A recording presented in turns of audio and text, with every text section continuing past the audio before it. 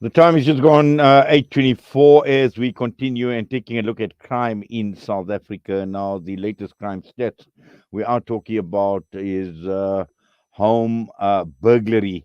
And we know that there are many hotspots around the country, and an average of over 500 homes are broken into every day in South Africa. And this is what the stats reveal between January and March this year.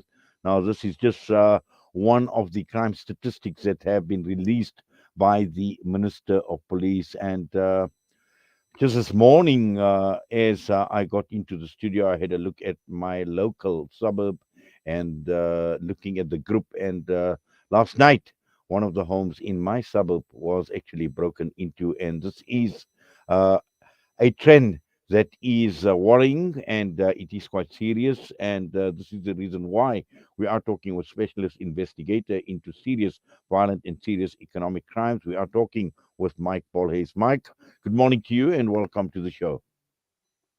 Thank you so much. Thanks for having me again. Yes, every time these crime stats are revealed, and I'm not too sure whether we are shocked anymore because we've it's become part and parcel of our daily existence, and the whole question surrounding house break-ins, and this is clearly not acceptable. But just looking at your reading into the situation when stats like these are revealed, what goes through your mind, Mike? Well, the first thing you said is probably that we don't get shocked anymore. Every time we read something, we think, can it get worse? What else is going to happen? Is the infrastructure going to deteriorate further, etc., etc.? So that's the unfortunate situation, but we must deal with what we had. And the crime statistics is most probably not even 100% because there's a lot of crimes that aren't committed, aren't reported. And there is a lot of more crimes committed. And we know this because the public, many a times, especially the very poor, don't have the ability or the know-how or even the assistance to open up cases and are veered away and not assisted. And the rest of the public, a lot of them just don't have no trust in the authorities. In other words, there's crimes committed against them, but they don't report it because of fear that there will nothing come of it, or even the police, which many a times is corrupt and involved in these crimes, could retaliate and act against them and not assist them. So it's a much more uglier situation that what we see in the newspaper. It's actually much more. And then we must take in consideration the severe poverty in our country. There's only about 10% people in South Africa that are really the haves. The others are, most of them are living on the breadline and just barely making it. And then there's a great percentage that's living in poverty. I would say up to 60%.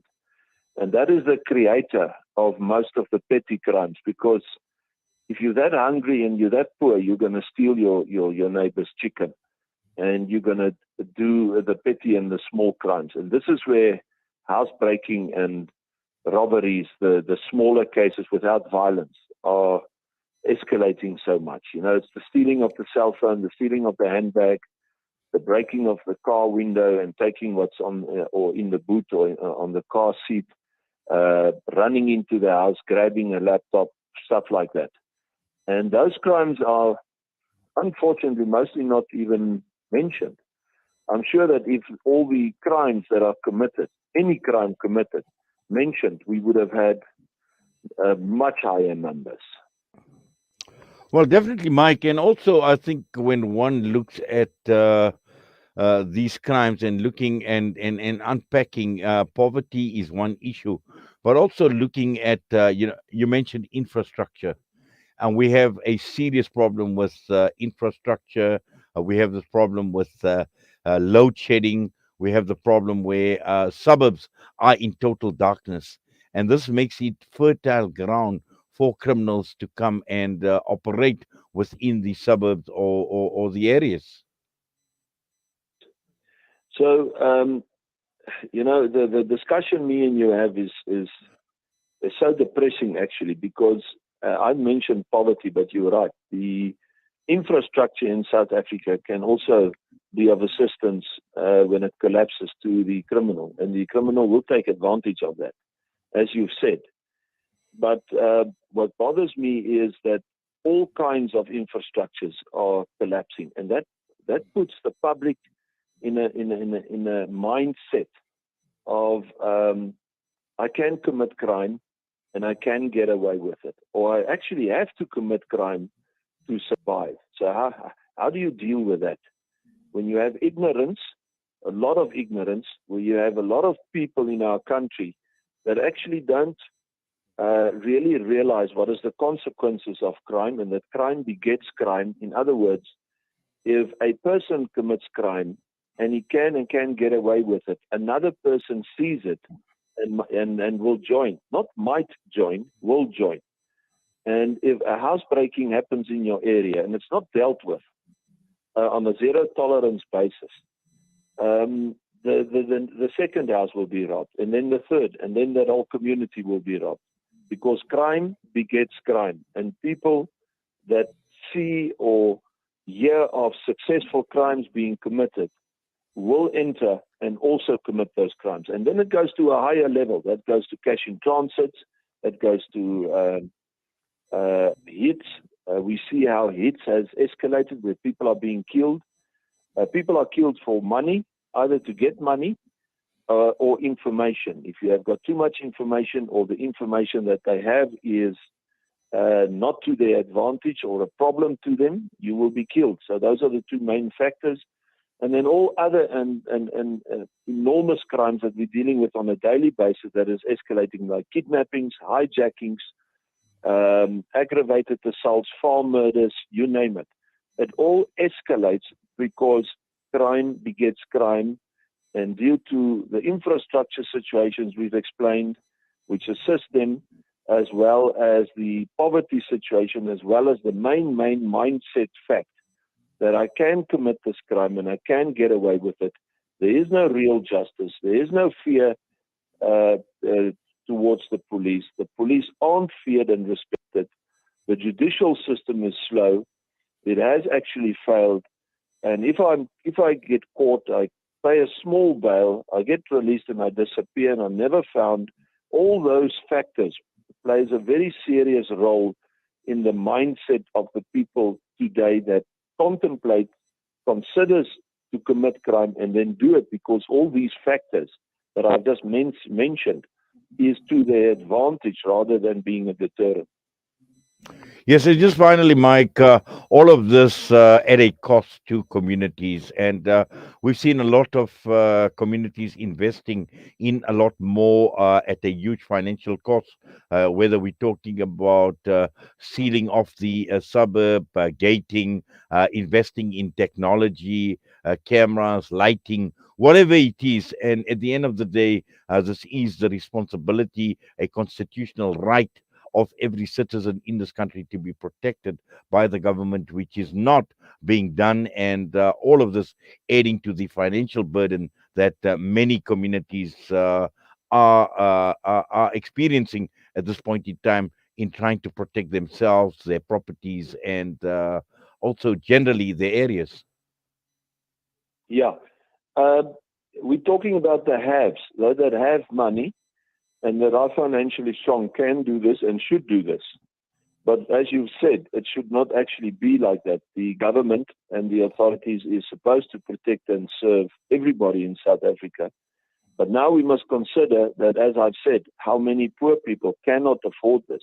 I mean, there are people just hanging their clothes on the washing line, putting their shoes outside, even dog food outside being stolen. I'm talking about the poorest of the poor that has so little, and even the little that they have is stolen by the other poor people. So it's a dire situation. But technology, and if we come back to your first statement on the suburbs and those who can afford it, Technology might bring a difference. However, I have to warn everybody there. Even though the police now has been given permission to infiltrate all communications, which is a good thing, it might deter a lot of criminals. However, anything God has created for good for us, Satan will use for evil. So I can assure you the criminals will also be on the same level. Remember, the criminals of today, they drive the BMWs. It's unfortunately the police that drives the old yellow and blue Toyota vans. So the criminal has the money, he has the expertise, he has the contacts, he's got his corrupt cops and corrupt businessmen and corrupt other connections in cell phone companies everywhere. Money buys power, money buys information, and the criminals know that. So if something is good there to deter crime and that can curb crime, the criminals will lay their hands on it, try and get it, and also have it, like jammers. So you can have the best of technology. They can also jam the technology. They can also steal the electronic or digital information. They can also intercept. They can also track and trace. And that's the unfortunate thing, that the good things that are there for us that we can use to better our lives, unfortunately, the criminals make use of those to commit crime against us. Well, Dominic, sorry, Mike, I spoke earlier on to Dominic. Sorry about that.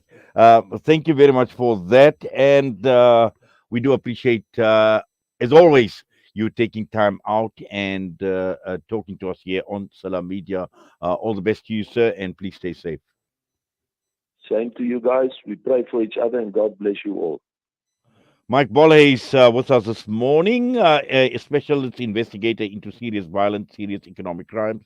And with that, we're going to go for a break. We come back, we will be focusing on Child Protection Week 2023.